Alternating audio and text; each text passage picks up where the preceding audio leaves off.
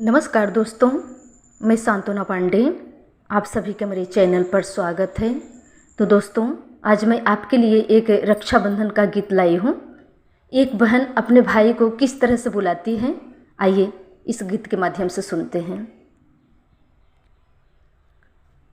जानब के रखिया बनवाई जाया भैया हो, जानब के रखिया बनवाई जाया भैया हो, जानब के रखिया बनवाई जाया भैया हो, जानब के रखिया बनवाई जाया भैया हो के कमवा में कहीं ना भुलाई जाया भैया हो के कमवा में कहीं ना भुलाई जाया भैया हो, जानब के रखिया बनवाई जाया भैया हो।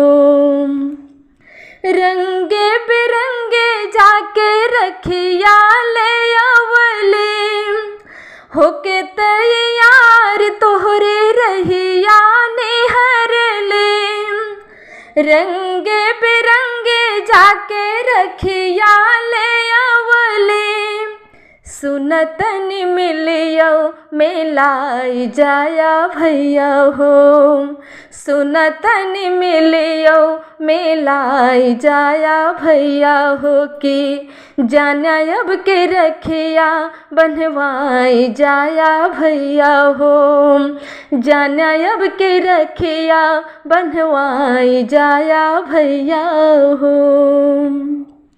नहीं चाहे सोना चांदी ना कौनो गहना, भाई बहन का ये प्यार और बढ़ना, नहीं चाहे सोना चांदी ना कौनो गहना, मथवा पे टिकवा लगवाई जाया भैया हो, मथवा पे टिकवा लगवाई जाया भैया हो कि जानब के रखिया बनवाई जाया भैया हो, जानब के रखिया बनवाई जाया भैया हो, जानब के रखिया बनवाई जाया भैया हो, कमवा में कहीं ना भुलाई जाया भैया हो कि कमवा में कहीं ना